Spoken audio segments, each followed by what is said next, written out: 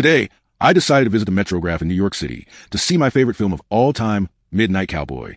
I first watched this film in 2013, and after that initial viewing, I considered it the greatest film ever made, with the best editing I had ever seen. Even 12 years later, I stand by that opinion. In my view, a great movie reflects reality, is experimental, and showcases artistic style. It aims to be unapologetic, disregarding societal norms and pushing boundaries. Midnight Cowboy features outstanding acting and compelling storytelling. It offers an honest reflection of reality rather than sugarcoating it, and its imagery is rich with metaphor. Midnight Cowboy is a multi-genre film, but it primarily leans into psychological drama, coming-of-age themes, and the buddy film genre. The movie opens with a white screen that pans out to reveal a blank movie screen in Texas, accompanied by the sounds of cowboys and gunshots. Many have dissected this imagery as representing the ghost of cowboys, where the older generation viewed cowboys as American heroes.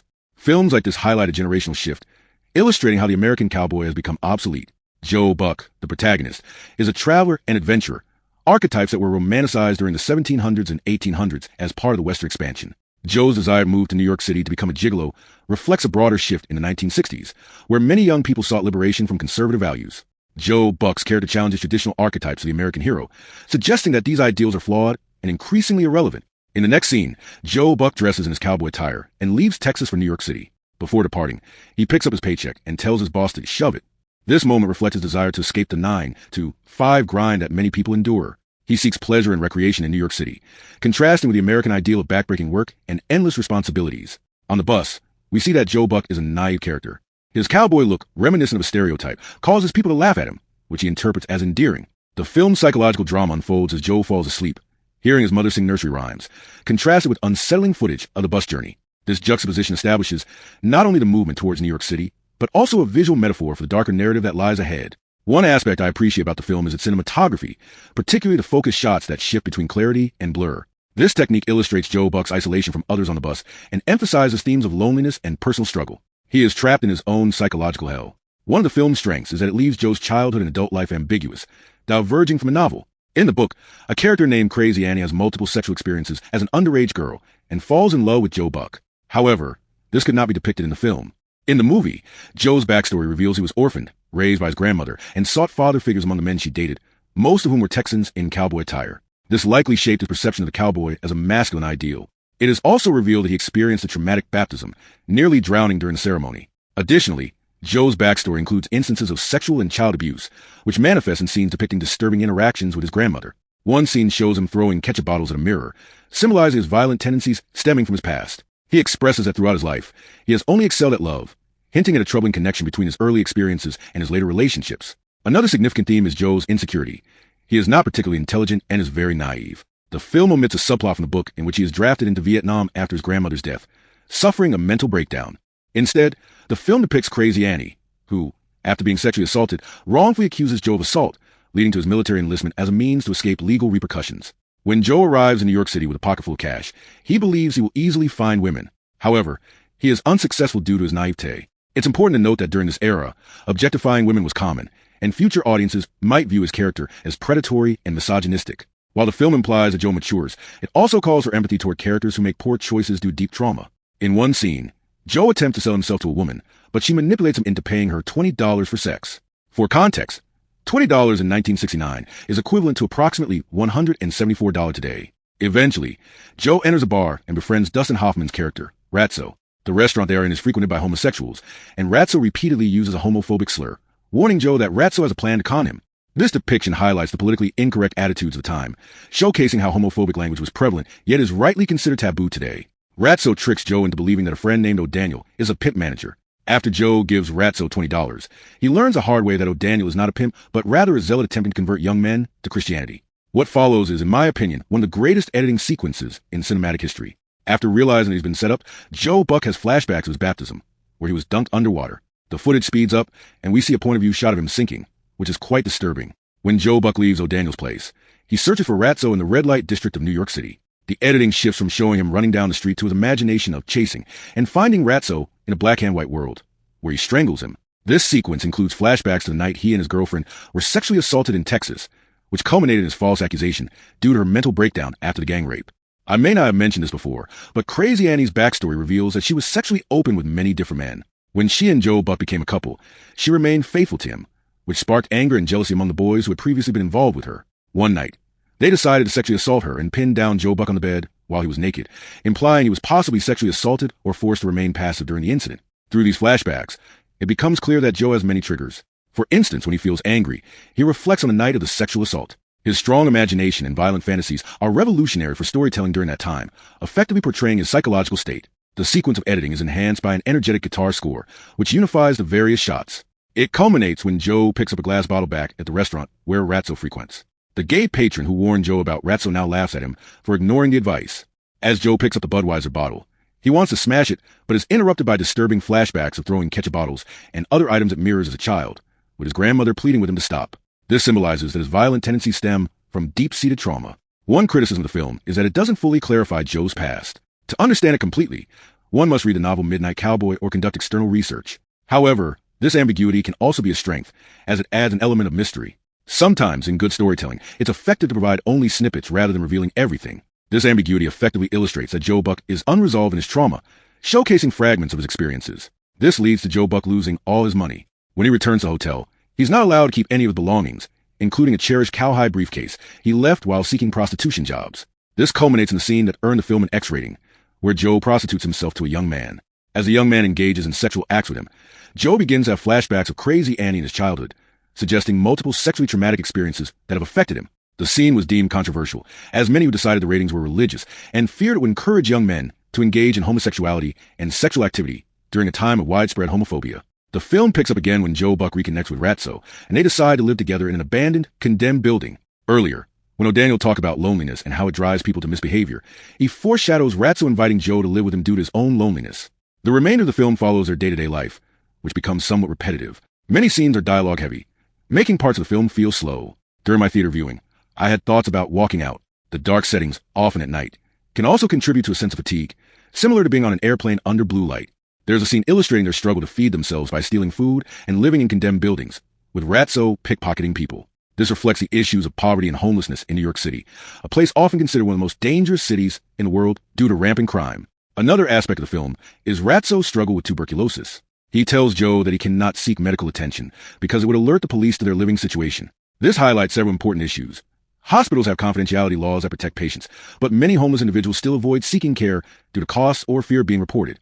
At one point, Joe Buck and Ratso visit an apartment complex that houses only women. Joe is unsuccessful and is thrown out after grabbing a woman's ass, leading to a beating and ejection instead of police intervention. This incident underscores the objectification of women and the prevalence of sexual harassment, illustrating how often justice is bypassed in favor of physical retaliation. During this sequence, Ratso daydreams about them going to Florida and succeeding in prostitution, envisioning a large property surrounded by beautiful women, with Ratso as an expert chef. This ties back to one of the film's themes, the death of the American dream. It serves as a reality check for Joe, who has a 1 in a million chance of succeeding as a prostitute, just as Ratso has a slim chance of becoming a successful pimp manager. This theme resonates with the audience of the 1960s, many of whom believe that leaving home to chase the hippie culture of free love and communal living would lead to fulfillment. Instead, many ended up homeless, exploited, or estranged from families that refused to take them back. The film acts as a metaphor for the harsh reality that dreams do not always materialize. There's a poignant scene where Ratso and Joe visit Ratso's father's grave. I appreciate the moment when Ratso takes flowers from another grave and places them on his father's grave. This act symbolizes his despicable character, while also revealing his deep love for certain individuals, including his father and, to a lesser extent, Joe Buck. Ratso works hard to avoid ending up like his father, who had a backbreaking job as a shoe shiner for 14 hours a day. This symbolism resonates, as many people wish to break free from the cycle of their parents' struggles and avoid a life of relentless labor. The last act of the movie features Joe Buck and Ratso sitting in a restaurant when two clearly eccentric artists walk in, sporting wild hair and unconventional clothing. They take a picture of Joe Buck and invite him to a party, but he insists on bringing Ratso along. I appreciate this scene because it reflects the 1960s drug culture, often referred to as an Andy Warhol drug party. During that era, people attended such gatherings to experiment with substances, often without a clear reason. These parties could foster a sense of false significance, as attendees might be invited simply for their attractiveness. Earlier in the film, before meeting Ratso, Joe Buck visits a restaurant where he observes a woman and a child play with a plastic toy right at the table across from him. This moment stands out as it symbolizes Joe's attention to them, reminiscent of possible sexual abuse he endured as a child. Additionally, it suggests that they might be on drugs, as it was not uncommon in the 1960s for parents to give their children psychedelics, mistakenly believing it would lead to mental awakening. This oversight often resulted in both physical and psychological abuse. I recall reading an essay collection titled Slouching Towards Bethlehem, which chillingly describes a child becoming violently destructive due to being given LSD. In Midnight Cowboy, the exploration of drug culture effectively contextualizes societal conditions of the time. At the drug party, I particularly enjoy the scene where Joe Buck enters a dimly lit room bathed in red light. A movie screen displays a montage of abstract images, including microbiology clips, a naked woman, and a snake. This aligns with the experimental art movement of the time, which frequently incorporated sexual content to attract viewers. Midnight Cowboy brilliantly captures the art culture of that era. The artists who photographed Joe earlier are hosting the party and interviewing guests. Some people comment on their hair, comparing it to tendons reaching out into space, while others express a desire to live and die on the screen.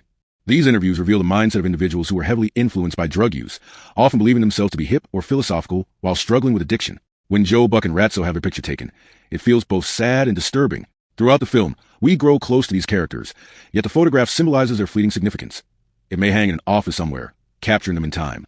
Just as we meet people who become memories, Joe and Ratso risk being forgotten by the partygoers, underscoring their insignificance in a world that moves on. This connects back to the symbolism of the cowboy as the American hero, a powerful image that has faded over time. In the 2000s, the American hero evolved into the superhero, and today, it seems to be the selfie, illustrating how figures of significance can change and fade from memory. The eerie tone of the song Old Man Willow enhances the atmosphere, adding a psychedelic quality to the scene. It effectively ties together the visuals and captures the duality of fear and euphoria that often accompanies hallucinogenic experiences, making it resonate with anyone familiar with the drug culture of the 1960s. Joe Buck ultimately ends up in a sexual encounter with a woman who is also abusing drugs. This reflects the reality of these parties, where individuals might take advantage of others or make poor choices, as seen with this woman's interaction with Joe. Interestingly, when they have sex, Joe struggles to perform until she jokingly questions his sexuality, hinting at possible molestation by men in his past. The film portrays a toxic male mentality, where men feel compelled to prove their masculinity through sexual encounters with women to counter any questions about their sexuality. The prostitution in this scene serves as a bittersweet victory for Joe, but foreshadows a darker turn as the film progresses. After Joe Buck earns $20, the woman he encounters shares his story with her friends, leading to more business for him. Meanwhile, Ratso's tuberculosis worsens, severely affecting his ability to walk, especially given his clubfoot. This prompts Joe to prioritize Ratso's wish to move to Florida, ultimately giving up his opportunity to work with female clients as a gigolo. To make the move happen, Joe decides he needs $57 and resorts to another homosexual encounter for money. He finds a priest, who initially considers engaging with Joe but ultimately changes his mind. Joe ends up receiving only $10 and demands more. This moment becomes confusing, as the film depicts Joe violently attacking the priest, even shoving a telephone in his mouth, which suggests he might have killed him. In the book, it is clearer that the priest orchestrates the situation to provoke Joe into violence due to his own masochistic tendencies. This adds complexity to the priest's character, revealing that he finds gratification in being punished, reflecting his hidden homosexuality as a priest. One of the film's weaknesses is its reliance on subtext and indirect hints about character motivations, such as the priest's masochism. More explicit storytelling could have clarified these intentions. The portrayal of Joe Buck as a potential thief evokes complex emotions. While he has learned from Ratso and his experiences to adopt a gritty demeanor, which might elicit sympathy from the audience, it also paints him as despicable for engaging in extreme violence. His actions may feel out of character, as they seem abrupt and lack sufficient build-up. It would have been more believable if these tendencies had been established earlier in the film through flashbacks to his childhood, rather than appearing late in the story after showcasing Joe's patience. The final part of the movie features the bus ride to Florida, highlighting significant differences from the book. In the film, Ratso urinates on himself, and he and Joe share a joke about it. In the book, however, Joe inspects Ratso's genitals like a parent changing a diaper, symbolizing Joe's growth into a more paternal and mature role, contrasted with his earlier immaturity and irresponsibility. The movie's ending is heartbreaking, as Ratso dies on the bus. Joe closes his eyes, and there's a poignant shot of Ratso, leaning against the window, with palm trees reflected outside. This imagery symbolizes Ratso dying before achieving his dreams, mirroring the reality that many people never fulfill their aspirations. It also reflects the disillusionment of the 1960s hippie culture, where many believe that moving communes like San Francisco or attending events like Woodstock would lead to happiness. Instead, many individuals face homelessness, exploitation, or drug issues, with some having to return to their families or seek employment through military service, often viewed as a respectable option. Throughout my reflections on the film, I find it deeply thematic regarding the death of the American dream and the changing of generations. The generation that idolized cowboys is aging and fading away, paralleling the idea that the American dream in the 1960s involved peace, communal living, and a hope for free love and freedom from struggle. Having lived through movements like Occupy Wall Street, I understand that social change is slow and often unattainable in the short term. This film underscores the reality that not all dreams come true, and dreamers must confront the harshness of reality.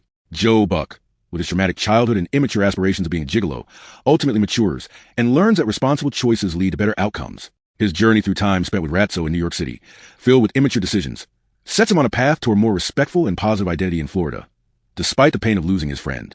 In conclusion, Midnight Cowboy remained, in my opinion, the greatest film ever made, despite its flaws, such as a dark tone, repetitive pacing, and overabundance of night scenes that can leave viewers feeling drowsy, much like the blue light on an airplane. While the editing provides snippets of Joe Buck's past trauma, Many scenes leave the audience confused, and the film would benefit greatly from clearer explanations. However, the strengths of this film far outweigh its weaknesses. It is historically significant as the only X-rated movie to win Best Picture, challenging the status quo in a time when such films were rarely recognized.